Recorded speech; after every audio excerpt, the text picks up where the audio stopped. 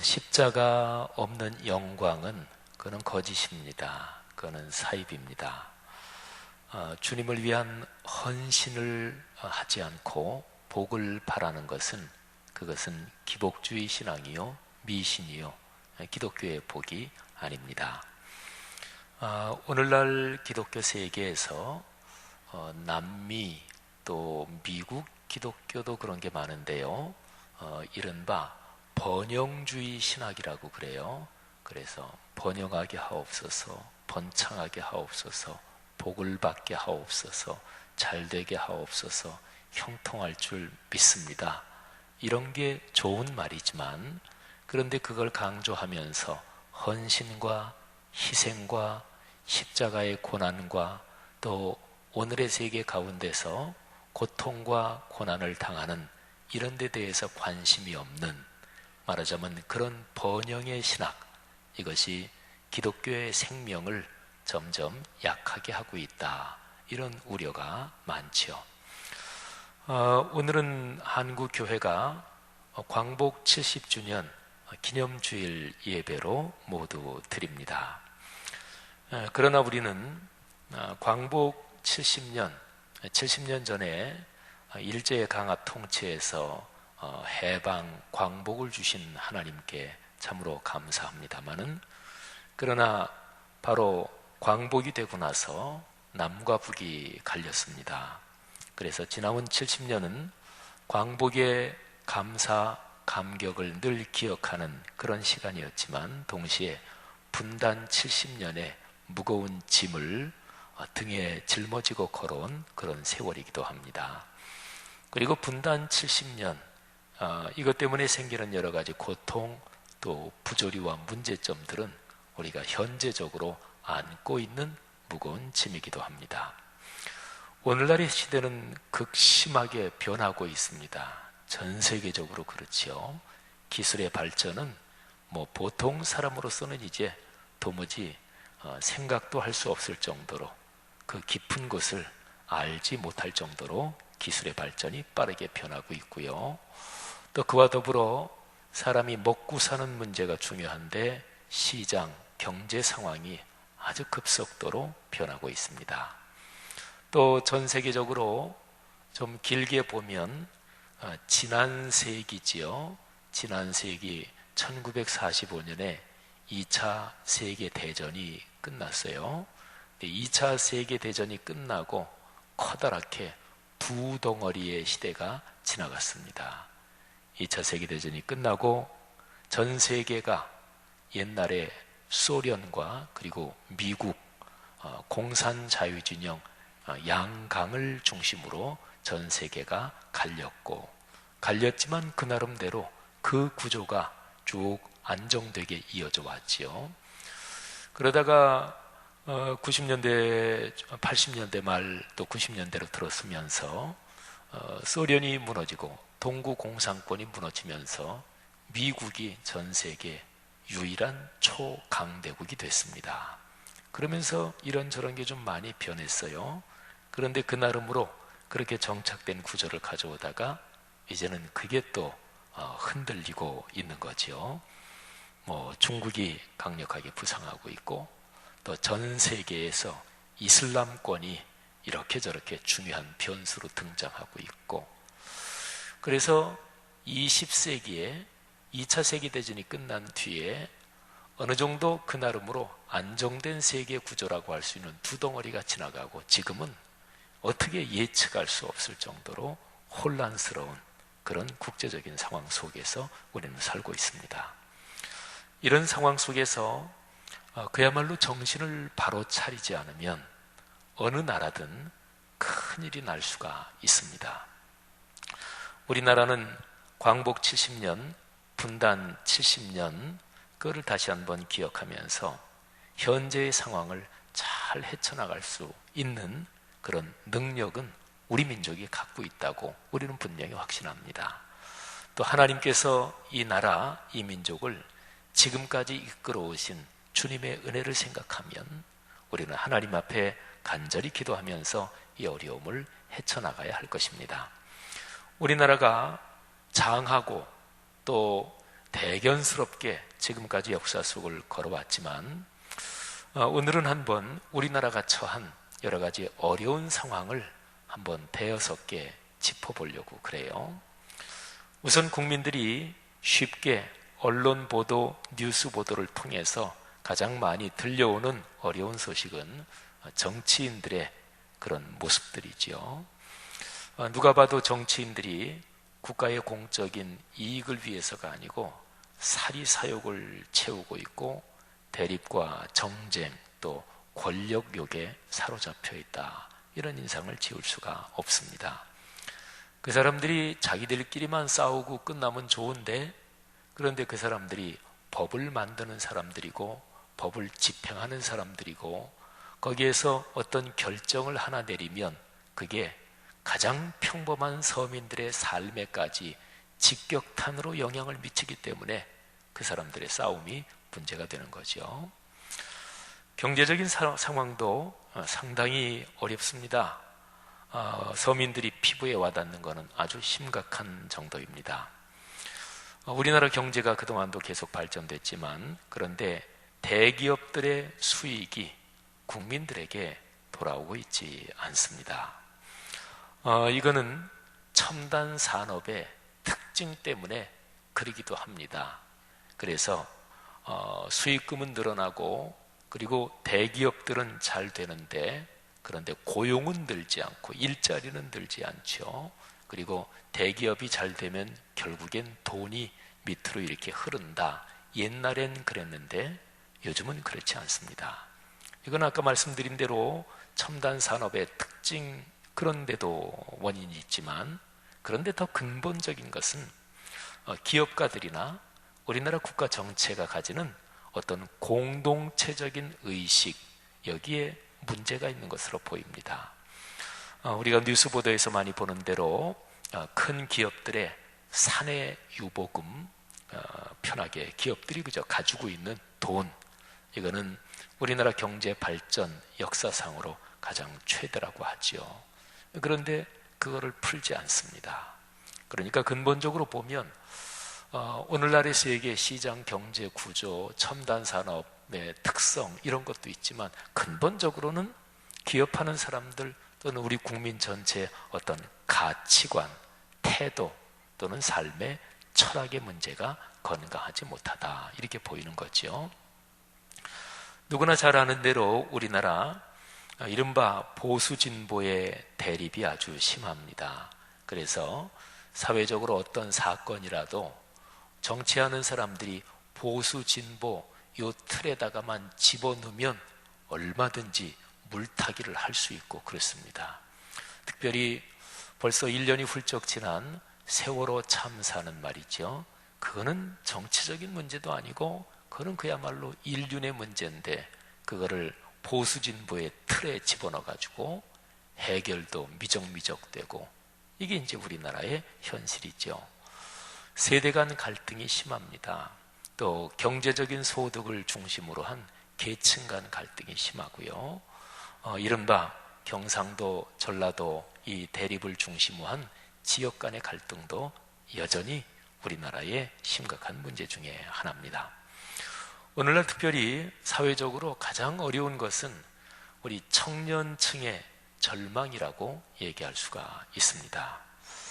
일자리가 없다는 것이 가장 실질적인 문제일 테고, 또 그와 연관해서 3포 세대니 5포 세대니, 3포하면 취업 포기, 결혼 포기, 출산 포기, 젊은 세대들이 그렇대요. 거기에다가 더해지면서 5가지를 포기한 세대, 7가지를 포기한 세대, 우리나라의 참 슬픈 현재적인 자화상입니다. 국제적으로 보면 중국과 러시아가 점점 가까워지고 있고 미국과 일본이 동맹을 점점 굳혀가고 있는데, 이런 상황은 우리나라에 절대적으로 이게 유익이 되는 상황이 아닙니다. 우리나라는 100년 전 나라가 망할 때도 그랬지만 중국, 러시아, 미국, 일본 또는 100년 전에 서구 열강들 말이지요. 그런데 우리 주변을 둘러싸고 있는 강대국들이 서로가 으르렁거리면, 쉬운 얘기로 말하면 고래 싸움에 새우등 터지는 거지요. 그러니까 우리나라는 중간 역할을 잘하면서 주변 강대국들, 한반도를 중심한 이쪽이 좋은 화해의 무드로 가고 평화의 무드로 가야 그게 우리나라가 좋습니다. 그러니까 싸움이 났다 하면 싸우는 마당이 뭐냐? 그게 바로 우리나라 땅입니다. 역사적으로 언제나 그랬어요. 근데 지금 전체적으로는 중국, 러시아가 점점 가까워지고 있고 미국, 일본은 동맹을 아주 굳혀가고 우리나라가 특별히 미국과 중국 사이에서 이게 처신하기가 너무너무 힘든 상황이잖아요. 게다가 남과 북의 대립과 갈등이 여전히 그렇습니다. 이러다 보니까 한반도를 중심으로 동아시아의 군사 무기 체계가 엄청나게 증가하고 있습니다. 여러분, 사람의 심리가 칼은 가지면 쓰고 싶어 하는 거예요. 태권도 배우면 한번 해보고 싶어 하는 거예요. 그러니까 군비가 늘어나면 그거는 반드시 위험한 상황이 점점 증폭되는 거죠. 이런 상황 속에서 남이나 북의 지도자들 막론하고 지금 주변의 강대국들이 큰 그림을 그리지 못하고 있고 또는 큰 그림을 그리지 않고 있습니다. 큰 그림이라는 것은 서로가 잘 사는 윈윈 그런 그림을 큰 그림이라 그러는데 그러지는 못하고 있습니다. 어떤 면에서요, 가장 심각한 것은 그 시대의 정신세계를 이끌어가는, 그 시대의 가치체계를 이끌어가는 그런 집단이 제 역할을 하지 못하고 있다. 이게 제일 커다란 문제입니다. 어떻게 하면 가정이나 가문이 행복할 수 있을까? 이거를 예를 들어서 생각해 보십시오. 돈 많이 벌면 행복할까요? 천만에요. 정신과 가치가 올바르지 않으면 돈 많이 번 걸 가리켜서 졸부라고 그럽니다. 돈 자랑하고 싶어서 어쩔 줄 모르는 거죠. 이게 졸부지요. 돈 가지고는 안 됩니다. 정신적인 품격이 있어야 돼요. 그 정신적인 품격과 품위는 어떻게 보면은 당대에 이루어지지 않고 몇 대가 내려가야 이루어지는 그런 점도 있기도 합니다. 바로 오늘의 시대를 보면 오늘의 시대에 정신적인 가치, 우리 기독교 신앙으로 보면 영적인 가치 체계를 이끌어가는 이런 기능이 제대로 작동하지 못하고 있어요. 일반적으로 보면 그런 기능을 하는 사람이 사회의 지도자들, 사상가들이고 특별히 종교 지도자들입니다.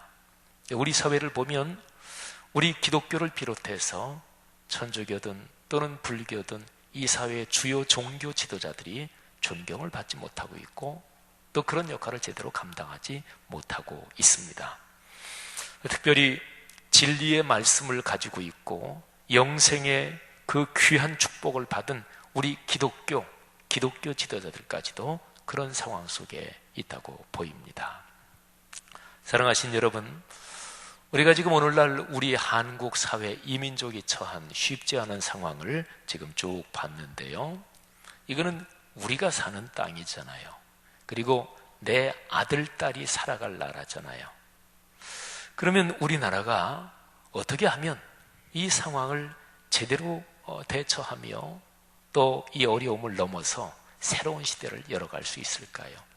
사실은 우리 민족은 여기에 계신 연세가 많으신 어르신들, 6.25 전쟁 겪으셨고 또 일제치하 겪으신 어르신들도 이 자리에 앉아 계십니다.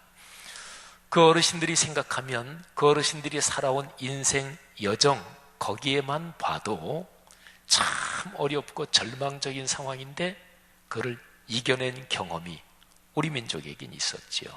여러 번 있었을 거예요. 근데 그보다 더 길게 좀 보면 대한제국 구한말 이때부터 보면 그런 때가 수도 없이 많았겠지요. 사랑하신 여러분, 우리 민족과 나라가 현재 어려운 상황을 잘 이겨내고 다시 한번 건강하게 민족과 나라가 부흥할 수 있게 되기를 간절히 바랍니다. 우리 그리스도인들이 오늘 광복 70년 또 분단 70년 이 생각을 한번 가슴에 깊이 품고요. 나라와 민족을 위해서 늘 기도하는 우리 그리스도인이 되기를 주의 이름으로 권면합니다. 우리 그리스도인에게 가장 최고의 기준 그리고 진리의 척도, 그는 말할 것도 없이 하나님의 말씀인 66권 성경입니다. 자, 그러면 그 성경 하나님의 말씀에 나타난 이스라엘 민족, 그들의 시대를 한번 살펴보겠습니다. 특별히 오늘이 광복 70년을 우리가 기념하면서 예배를 드리기 때문에 이 70년이라는 이 키워드, 이 주제어를 가지고 성경 말씀에서 관련된 부분을 찾아보려고 합니다. 성서의 말씀에서 70년 그러면 이 70이라는 숫자가 표현하는 아주 중요한 것들이 있지만 뭐니 해도 중요한 것은 이스라엘 민족이 바벨론 70년 포로, 이것이 아마 가장 중요할 것입니다.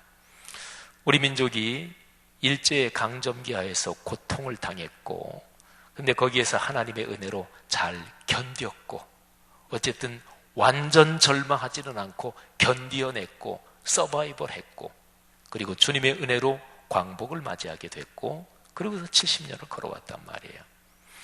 그런데 70년 전에 광복을 맞이했지만 그거는 완전한 광복은 아니었습니다. 70년 전에 나라가 독립이 됐지만 완전한 독립은 아니었습니다. 남북이 아직까지 갈려 있잖아요. 또 이런 상황에서 여러 가지가 우리 민족이 완전한 광복, 완전한 독립, 그리고 완전한 성숙한 국가로 서지 못한 이런 점이 아직까지 많이 있잖아요. 그러면 이스라엘 민족이 그 고통을 당하던 바벨론 70년 포로, 이거를 중심으로 성경의 가르침을 좀 보려고 그래요. 저는 분명히 믿습니다. 성경 말씀이 오늘날에도 여전히 하나님께서 세계 역사를 주관해 가시는 원칙이라고 저는 믿습니다.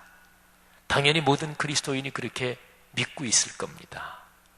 그렇다면 우리는 성경의 말씀을 진지하게 받아들이고 이스라엘 민족이 70년 고통의 시간과 연관해서 어떻게 그것을 딛고 일어서게 됐는지, 또 하나님께서 바벨론 70년의 고통, 그와 연관해서 이스라엘 백성에게 말씀을 주시면서 어떤 가르침, 어떤 명령을 주셨는지, 그거는 오늘날 광복 70년, 분단 70년을 맞는 우리에게 아주 소중한 가르침이요 진리가 될 것입니다.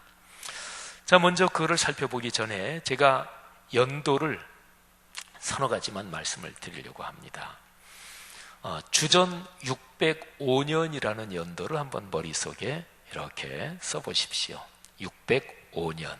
근데 주후가 아니라 주전이에요. 지금으로부터 치면 뭐 한 2600여 년 전인 거죠.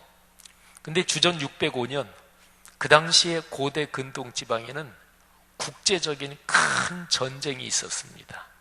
그 당시에 국제적인 상황에서 가장 강력한 두 나라가 정면으로 충돌한 거예요. 뭐 요즘으로 치면 세계에서 제일 강대국 두 나라가 전면전이 벌어졌다, 이렇게 생각하셔도 되는 거죠. 그때 당시에 전통적인 강국이던 저 남쪽 아프리카 북부에 있던 애굽, 이집트가 왕이 군대를 이끌고 전쟁을 했으니까 뭐 정면 전쟁이고 큰 전쟁 아니겠어요? 그리고 상대방은 강력하게 그 당시에 부상하고 있던 바벨론이라는 나라, 그 군대를 이끈 것은 바벨론의 황태자였던 느부갓네살이었습니다. 605년 전쟁 그 다음 해에 이 사람이 바벨론의 왕이 돼요. 그냥 편하게 바벨론 왕이라고도 할 수 있지요. 그래서 애굽의 왕 느고라는 바로가 왕이 이끄는 군대하고 바벨론의 왕 느부갓네살이 이끄는 두 나라의 군대가 갈그미스라는 곳에서 전면 충돌을 했습니다. 근데 그 전투에서 바벨론이 이겨요. 그래서 주전 605년은 그 당시의 세계에서 바벨론의 왕 느부갓네살이 그 당시 전 세계적인 패권을 꽉 움켜쥐는 그런 해가 주전 605년입니다. 자, 이 연도가 중요한 까닭이 있습니다. 바벨론이 그 당시 전 세계적인 권력을 움켜쥐면서 그것이 성서의 땅, 특별히 하나님이 선택한 백성 이스라엘에게도 결정적인 영향을 미치기 때문에 그렇습니다. 자, 605년 그보다 훨씬 전에 남북으로 갈린 이스라엘 전체에서 북왕국은 이미 망한 상태예요. 나라가 끝장났습니다. 남왕국 유다만 남아있지요. 그런데 605년에 그 당시 세계의 권력을 한 손에 쥔 느부갓네살은 다른 나라들을 계속 점령하고 말하자면 세계 통일의 야욕을 가지게 됩니다. 605년 갈그미스 전투에서 승리한 바벨론의 느부갓네살은 그로부터 한 8년 후에 주전 597년입니다. 그때 예루살렘 포위하고 예루살렘을 함락시킵니다. 그런데 그때에 예루살렘 성을 파괴하거나 사람들을 무참히 살육하고 그런 일은 아직 일어나지 않았고요. 남왕국 유다가 항복을 합니다. 그래서 이때 바벨론으로 중요 지도자들이 끌려가요. 이게 1차 바벨론 포로 사건입니다. 근데 597년 그로부터 딱 10년 뒤, 그러니까 587년이죠. 이 연대를 또 한번 우리 머릿속에 굵게 한번 써가지고 기록을 해야 됩니다.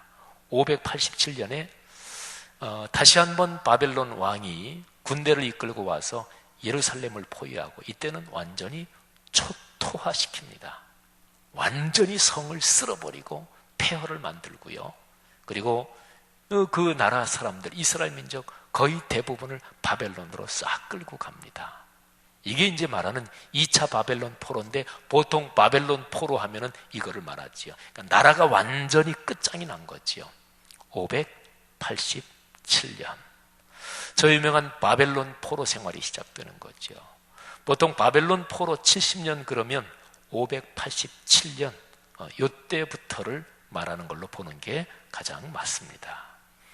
근데 이때 끌려가가지고 언제 다시 돌아오느냐? 이제 바벨론이란 나라도 점점 이제 약해지다가 페르시아의 바사라고 성경에 기록이 되어 있지요. 이 바사 페르시아가 강력하게 부상하면서 드디어 바벨론을 꺾어요. 이 바사의 유명한 왕이 고레스입니다. 고레스가 바벨론을 꺾고 나서 칙령을 내립니다. 그 칙령에서 이스라엘 백성을 자기 고국으로 돌려보냅니다. 너희 고국으로 돌아가서 그래서 하나님의 성전, 너희가 믿는 여호와의 성전을 다시 건축해라. 이 고레스가 허락을 해요. 그게 주전 538년입니다. 뭐 지금 연대를 다 기억하시긴 힘들겠지만 587년 예루살렘이 완전히 초토화되고 바벨론으로 포로로 끌려간 뒤부터 몇 년 만이냐면 48년 만입니다. 보통 바벨론 70년 포로라 그러잖아요. 근데 정확하게 말하면 70년이 아니라 48년, 49년 만에 돌아오거든요.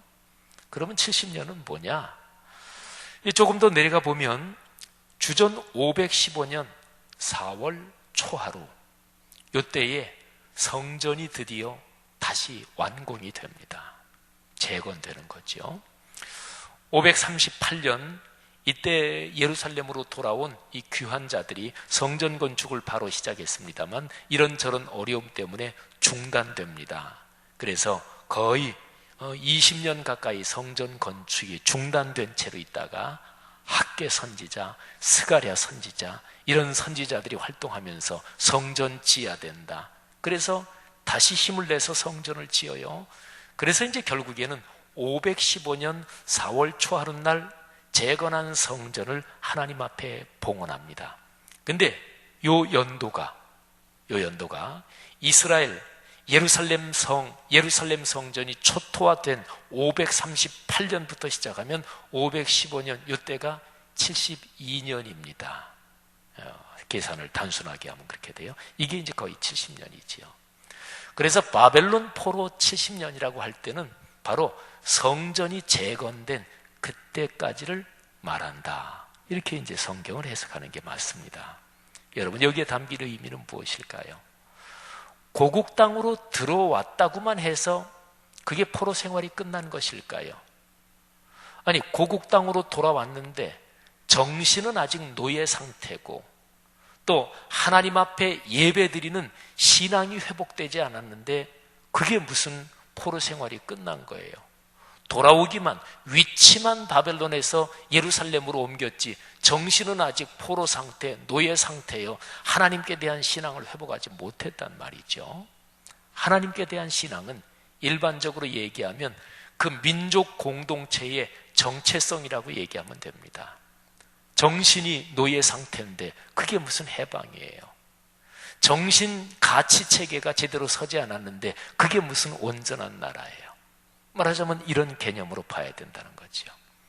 사랑하신 여러분, 이스라엘 민족이 바벨론 포로에서 돌아와서 하나님의 성전을 짓고 다시금 예배를 회복하기까지, 다시금 하나님의 거룩한 말씀 앞에서 두려워 떨며 엎드릴 때까지, 그때까지 70년 정도의 세월이 걸린 거예요.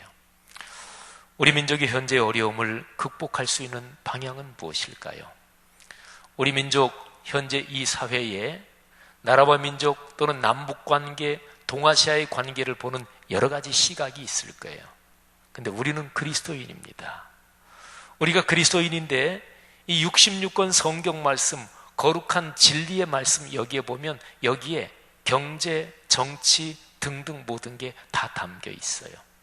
가장 최근에 갤럽에서 OECD 국가, 전 세계 국가들을 대상으로 국가 신뢰도를 조사한 게 오늘 아침 잠깐 뉴스를 클릭하니까 나오더라고요.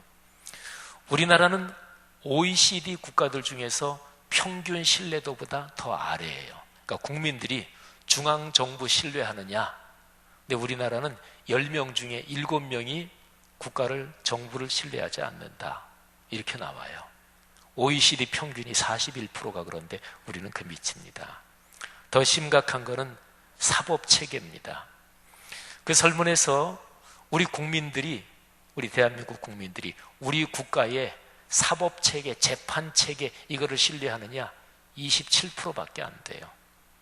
그러니까 유전무죄, 무전유죄, 통상적으로 말하는 사법체계가 엉망이다 그런 거죠. 여러분, 하나님의 말씀에는 재판을 공정하게 해야 된다. 또 경제 활동이 독점적이면 안 된다. 또 정치인들이 국민들을 올바르게 정직한 마음으로 섬겨야 된다. 이런 것들이 성경에는 다 기록이 되어 있습니다. 말하자면 66권 성경의 가치체계 또는 성경 말씀을 가슴에 진짜로 진지하게 품고 살면 그 나라는 정의롭고 공의로운 나라, 또 사랑과 서로가 연대하는 그런 아름다움이 있는 나라, 그리고 참으로 사람이 행복하게 살 수 있는 나라가 된다. 이게 이제 성경의 가르침인 거지요. 저는 성경 말씀에서 70년이라는 단어가 들어간 그런 구절을 제가 몇 개만 보겠습니다. 먼저는 예레미야서 25장 말씀입니다. 바로 오늘 설교 본문이에요. 예레미야서 25장 오늘 설교 본문, 이 본문 말씀이 기록된 시기는 바로 저 유명한 주전 605년이에요. 25장 1절에 보면 이렇게 기록이 되어 있어요. 유다의 왕 요시야의 아들 여호야김 넷째 해, 곧 바벨론의 왕 느부갓네살 원년에 유다의 모든 백성에 관한 말씀이 예레미야에게 임하니라. 여기 연도 표시가 나왔잖아요. 이게 바로 주전 605년 또는 604년 요때입니다. 근데 그때에 선지자 예레미야가 이스라엘 민족한테 이렇게 말하는 거예요. 내가 23년 동안 여호와의 말씀이 내게 임하기로 내가 너희에게 꾸준히 일렀으나 너희가 순종하지 않았다. 그러니까 이스라엘 민족이 당한 어려움, 그 원인이 뭐냐? 하나님의 말씀을 하나님의 종들이 꾸준하게 얘기했는데 순종하지 않았다. 그러면서 말씀하는 거예요. 너희는 각자의 악한 길과 악행을 버리고 돌아오라. 그러니까 문제는 그리스도인들이 말씀을 안다는 게 문제가 아니고, 물론 알아야 되고 그 단계가 반드시 필요하지만 중요한 거는 그 말씀에 따라서 사느냐, 이게 문제입니다. 말씀에 대한 지식은 많은데 실제 생활은 악한 길과 악행을 지속하면 그 말씀이 무슨 그 효과가 있겠어요? 그러면서 이제 오늘 설교 본문으로 쭉 이어지는 거예요. 이 모든 땅이 폐허가 되며 놀랄 일이 될 것이며 이 민족들은 70년 동안 바벨론의 왕을 섬기리라. 여호와의 말씀이니라. 그런데 70년이 끝나면 내가 바벨론의 왕과 그의 나라와 갈대아인의 땅을 그 죄악으로 말미암아 벌하여 영원히 폐허가 되게 한다. 그리고 나의 백성을 회복시킨다. 이런 말씀이지요. 예레미야서 29장으로 가면 여기에 바벨론 70년 얘기가 다시 한번 나와요. 29장 10절인데요. 여호와께서 이와 같이 말씀하시니라. 바벨론에서 70년이 차면 내가 너희를 돌보고 나의 선한 말을 너희에게 성취하여 너희를 이곳으로 돌아오게 하리라. 그리고 이어지는 11절 말씀이 11절 12절이 참 중요합니다. 한번 들어보세요. 여호와의 말씀이니라. 너희를 향한 나의 생각을 내가 아나니. 그렇지요. 하나님이 당신 생각 당신이 알지요. 근데 그게 뭐냐? 평안이요 재앙이 아니니라. 너희에게 미래와 희망을 주는 것이니라. 너희가 내게 부르짖으며 내게 와서 기도하면 내가 너희들의 기도를 들을 것이요. 너희가 온 마음으로 나를 구하면 나를 찾을 것이요 나를 만나리라. 이것은 여호와의 말씀이니라. 아멘. 이스라엘 민족의 어려운 상황 속에서 하나님이 요청하시는 것은 진실한 기도입니다. 그냥 밖으로 보이기 위한 기도 말고요. 한국교회 기도 뜨겁잖아요. 주여를 3번을 하든 1번을 하든 10번을 하든 그냥 기도 무드 잡기 위해서 주여하는 거 말고 진실한 기도, 침묵으로 기도하든 조용히 기도하든 큰 소리로 기도하든 금식 기도하든 철야 기도하든 형식이 문제가 아닙니다. 온전히 온 마음으로 나를 구하고 그렇게 내게 부르짖으며 내게 와서 기도하면 내가 너희 기도를 들으실 것이요. 아멘.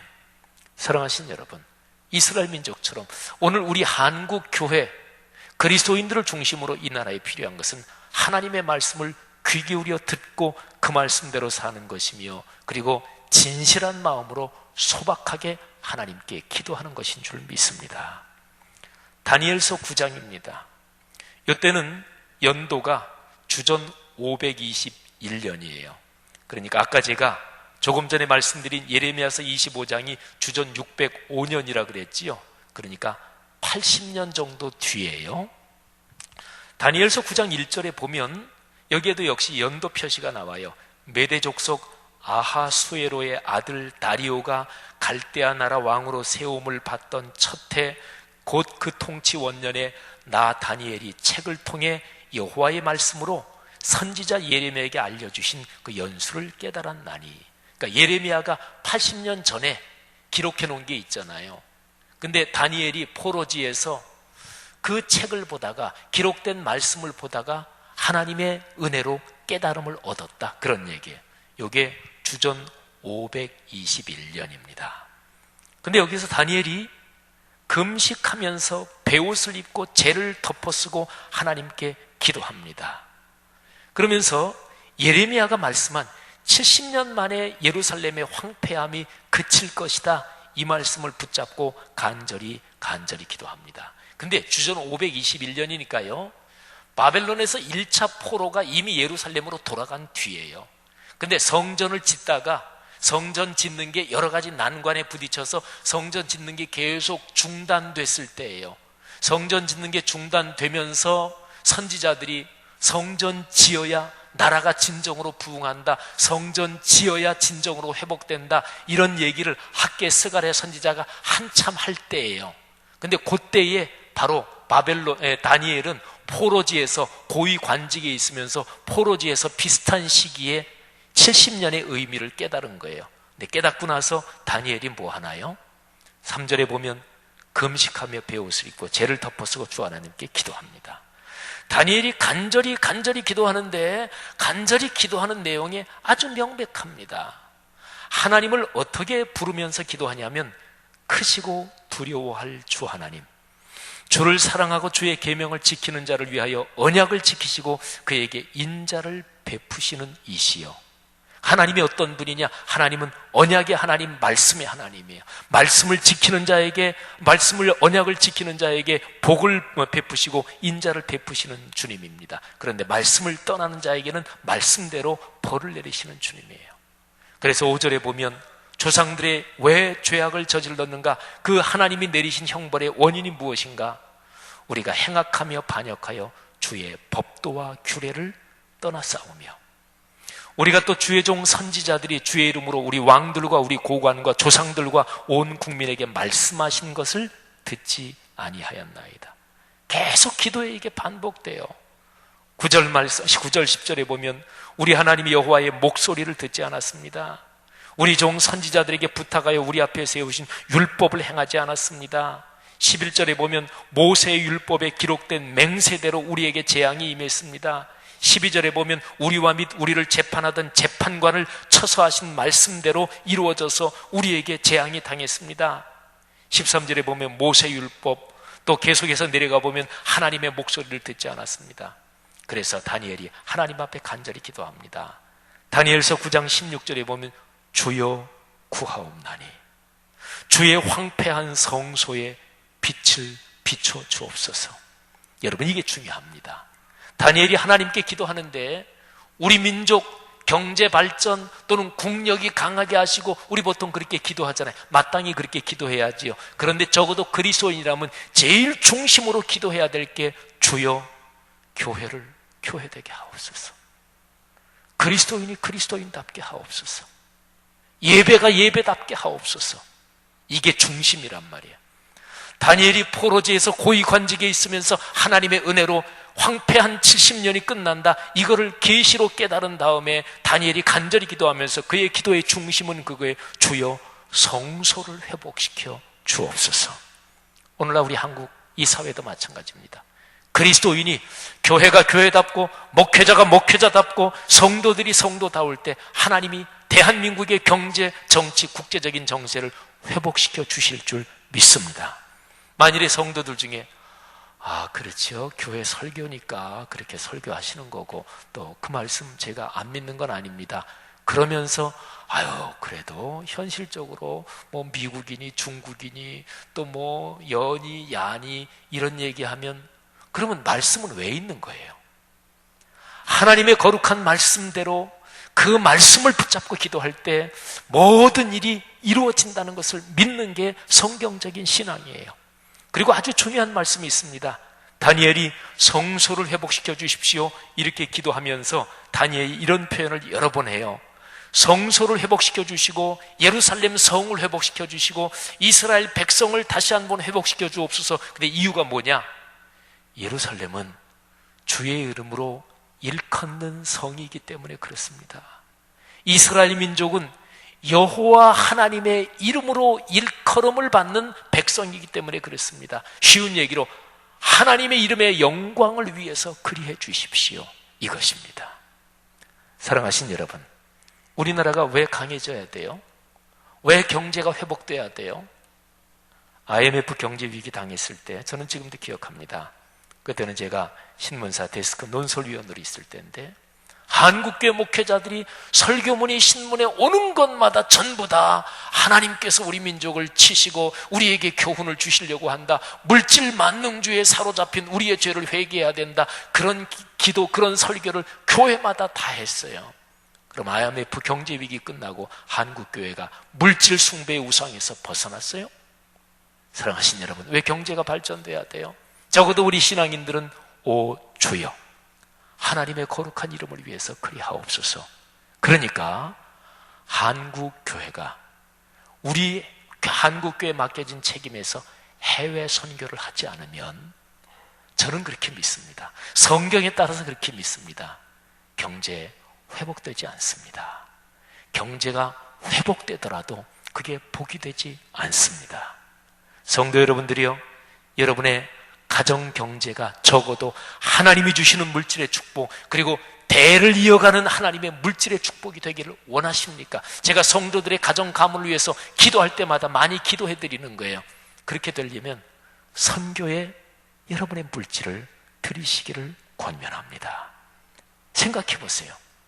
하나님이 당신의 거룩한 이름을 온 세상에 충만하게 하기 위해서, 그래서 하나님이 특별한 열심을 가지고 계신데 거기에 동참하지 않는 것이 어찌 그게 성경적인 축복이란 말입니까? 사랑하신 여러분, 다니엘은 하나님 앞에 간절히 기도하면서, 다니엘서 거기에 9장 19절 말씀에 보면 거의 결론이라고 볼 수 있는데 이렇게 말씀합니다. 주여 들으소서, 주여 용서하소서, 주여 귀를 기울이시고 행하소서, 지체하지 마옵소서. 나의 하나님이여, 주 자신을 위하여 하시옵소서. 이는 주의 성과 주의 백성이 주의 이름으로 일컫는 바 됨이니이다. 아멘. 하나님, 이 한국 땅의 그리스도인들 교회들의 기도를 들어 주옵소서. 그리스도인들의 죄를 용서하여 주옵소서. 주여 우리의 기도에 귀를 기울이고 행하소서. 지체하지 마옵소서. 오 주여, 이 대한민국 한국교회가 주의 이름으로 일컫는 바 됨이니이다. 하나님의 거룩한 영광이 한국교회와 그리스도인들을 통해서, 이 나라를 통해서 이루어지게 하옵소서. 마지막으로 하나만 더 말씀드릴까요? 스가랴서 1장 그리고 스가랴서 7장, 여기에도 각각 스가랴가 이 예언의 말씀을 받은 그 연도가 나와요. 스가랴 1장은 7절에 보면 다리오 왕 제2년 11째 달 곧 스바월 24일에, 스가랴서 7장을 보면 다리오 왕 제4년 9째 달 곧 기슬레월 4일에, 요거를 연도로 계산하면 주전 519년 2월 중순, 그 다음에 1년 정도 뒤 518년 12월 초. 그러니까 조금 전에 말씀드린 다니엘이 하나님의 특별한 말씀을 받은 그때로부터 한 2년 뒤, 여러분 이 스가랴가 하나님 앞에 어떻게 기도합니까? 하나님 앞에 간절히 기도하는데 여기도 역시 똑같아요. 하나님의 말씀을 저버렸다. 하나님께 온전히 순종하지 않았다. 여러분, 특별히 스가랴서 1장에는 스가랴가 환상을 보는데 천사들을 봐요. 그런데 화석류 나무 사이에 붉은 말을 탄 천사가 있어요. 그리고 그 천사보다 계급이라 그럴까? 그게 좀 낮은 천사들이 있는데 그 다른 천사 셋이서 온 세상에 두루 다 다녀왔어요. 그리고 이 화석류 나무 사이에 있는 붉은 말을 탄 천사한테 보고해요. 그래 어떠냐 그랬더니 예, 세상이 조용합디다. 말하자면 뭐 세상 별일 없습디다. 그랬더니 이 보고를 받은 화석류 나무 사이에 선 여호와의 천사가 하나님 앞에 갑자기 탄식을 해요. 스가랴서 1장 12절이에요. 여호와의 천사가 대답하여 이르되 만군의 여호와여, 만군의 여호와여, 여호와께서 언제까지 예루살렘과 유다 성읍들을 불쌍히 여기지 아니하시려 하나이까? 예루살렘과 유다 성읍들에 대해서 분노하시고 진노하신 지 벌써 70년이 되었나이다. 그러니까 천사가 안타까운 마음으로 하나님 앞에 간절히 간구하는 거예요. 여러분, 지금 우리나라의 상황, 저는 이 말씀을 묵상하면서 하나님을 시중든 천사들이 대한민국 한반도 땅의 어려움을 보면서 간절하게 하나님께 중보의 기도를 올리고 있다, 이런 생각을 하게 됐습니다. 이 민족의 불쌍한 상황을 위해서. 스가랴서 7장에 보면 여기에 중요한 사건 하나가 나와요. 이때에 베델에 사는 사람들이 하나님의 성전 예루살렘에 있는, 그때는 이제 성전이 거의 이제 막 건축 한참 다시 시작할 때예요. 아직 지어지진 않았지요. 근데 예루살렘에 있는 제사장 선지자들한테 베델에 사는 이스라엘 사람이죠, 나와요. 그러면서 뭘 물어보냐면 이런 질문을 합니다. 우리가 지난 70년 동안 5째 달과 7째 달에 금식기도 했습니다. 그런데 그 금식기도 계속 그렇게 해야 되는 겁니까? 어때야 됩니까? 하고 질문해요. 그런데 하나님의 말씀이 스가랴 선지자에게 임합니다. 그러면서 이렇게 얘기해요. 스가랴서 7장 5절이에요. 온 땅의 백성과 제사장들에게 이르라. 너희가 70년 동안 5째 달과 7째 달에 금식하고 애통하였거니와 그 금식이 나를 위하여 한 것이냐? 너희가 먹고 마실 때 그것은 너희를 위하여 먹고 너희를 위하여 마시는 것이 아니냐? 여기서 제가 그대로 읽어드린 대로 하나님이 그렇게 말씀을 주세요. 너희들이 70년 동안 금식한 게 진짜 나 위해서 금식한 거냐? 나를 위하여, 이게 2번 반복돼요. 생각해봐라. 너희가 나를 위해서 금식한 거냐? 아니면 너희들 잘 먹고 잘 살게 해달라고 금식한 거냐? 사랑하신 여러분, 오늘날 한국교회 이 땅의 그리스도인들이 경제 발전을 위해서, 국가의 부흥을 위해서 기도하는데 궁극적으로 하나님의 영광을 위해서 합니까? 여러분 자신의 가정, 가문, 아들, 딸을 위해서 간절히 기도하는데 하나님의 영광을 위해서 하십니까?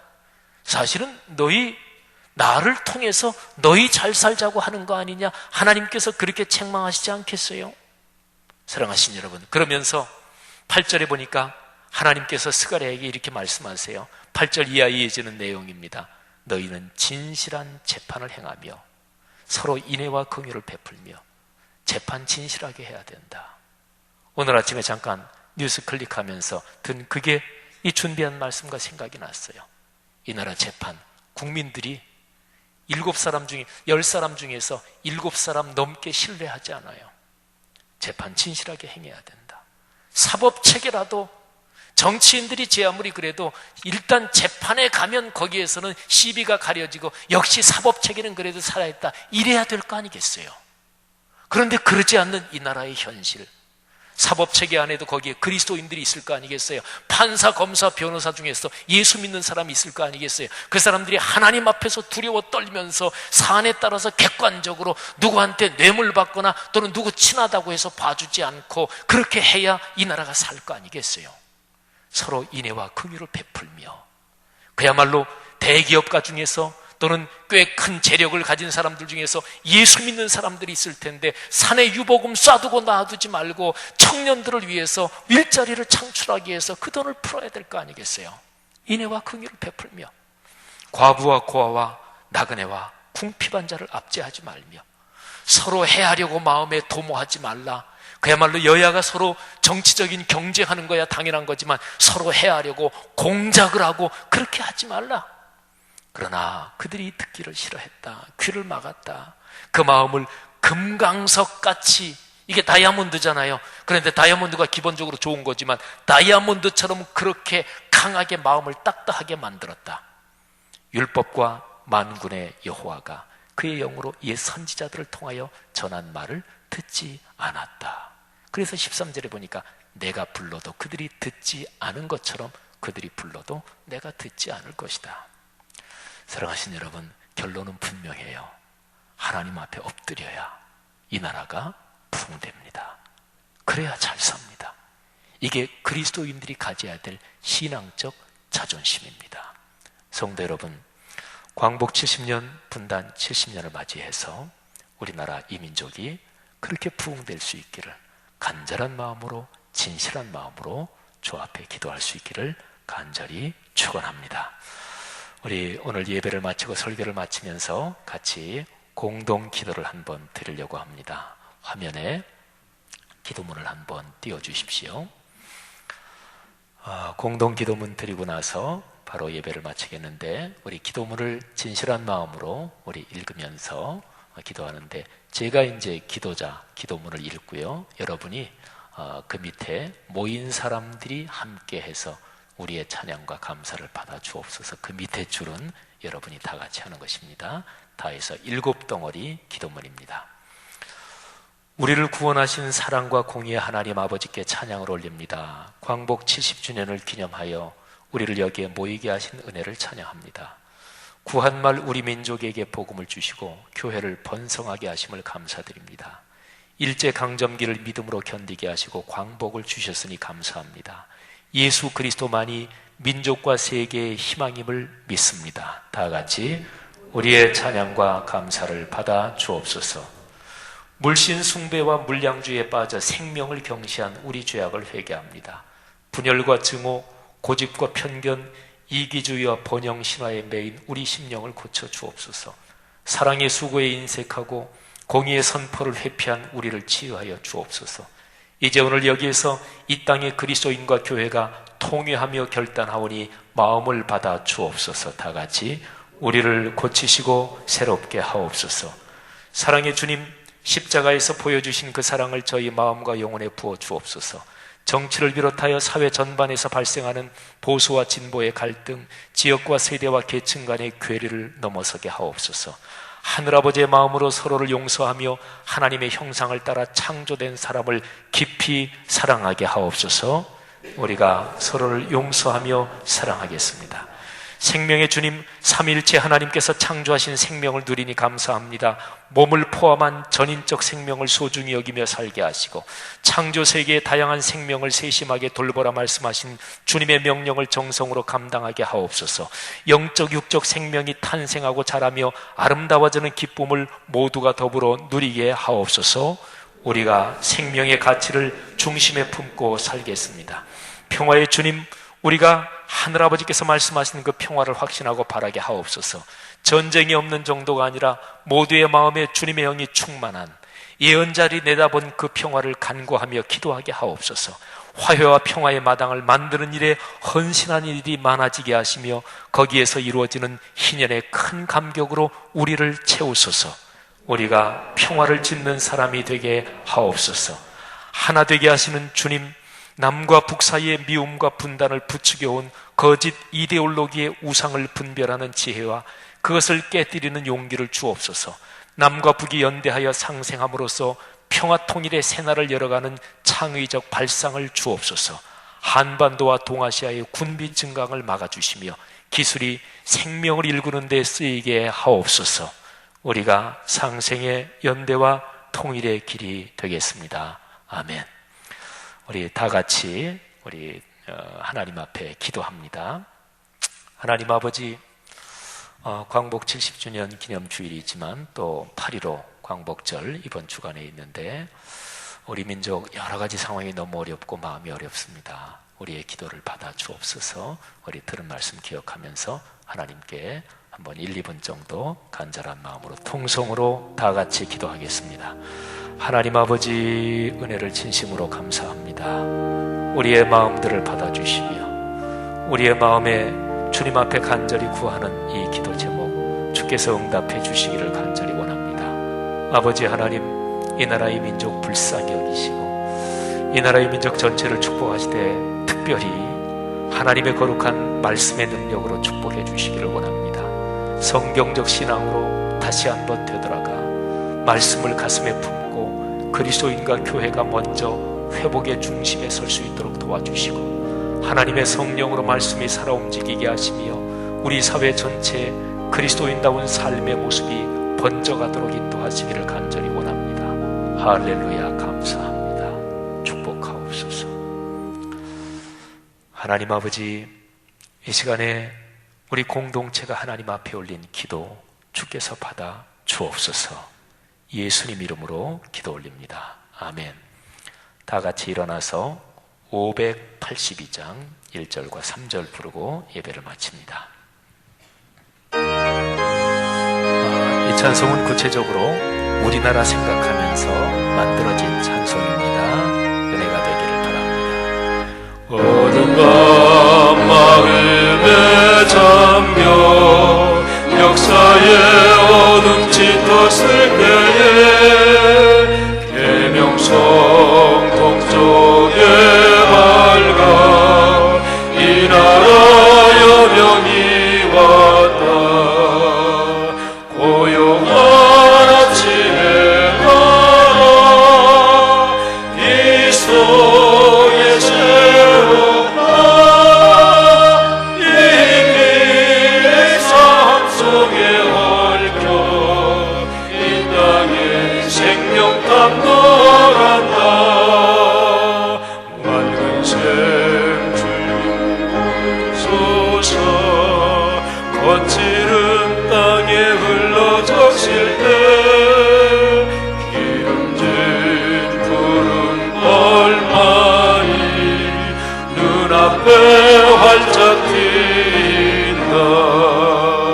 고요한 아침에 날아 새하늘 새 바다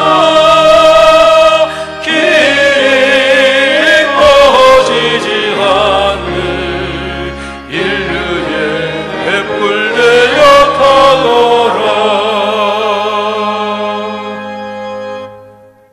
거룩하신 주님, 이 나라의 민족 지금까지 살려주시고 수도 없이 나라와 민족이 완전히 망할 처지도 딛고 일어서게 하신 그 은혜 감사합니다. 다시 한번 살려주시고 다시 한번 이 나라 물질적으로 국민 소득은 늘어났을지 몰라도 정신이 망가졌고, 그리고 가치 체계가 천박해졌고, 서로가 아웅다웅하는 갈등이 더 심해지고 있습니다. 주여, 누가 여기에서 회복의 중심이 되어리까? 그리스도인들이 말씀대로 살아 다시 한번 이 나라의 민족 회복되는 중심이 되게 하시고, 하나님 앞에 두려워 떨며 엎드려 예배하는 거룩한 말씀, 기도, 찬양 중심의 예배가 다시 한번 회복되게 하옵소서. 여기 있는 우리가 주인공이 되게 하옵소서. 그래서 하나님의 진정한 축복을 받아 누리게 하옵소서. 이 나라의 민족이 복의 길로 가는 근원이 되게 하옵소서. 우리가 드린 헌금에 이런 간절한 간구를 담아 싸우니 주님께서 받아주시고 성도들의 가정 가문 성서적인 축복으로 넘치도록 채워 주옵소서. 예수님의 은혜와 하늘아버지의 사랑하심과 늘 함께 하시는 성령의 위대한 동행하심이 하늘 백성 머리머리 위에 한국교회, 오늘의 세계, 특별히 이 나라의 민족 한반도와 동아시아에 지금으로부터 영원히 같이 계시기를 축원하옵나이다. 아멘.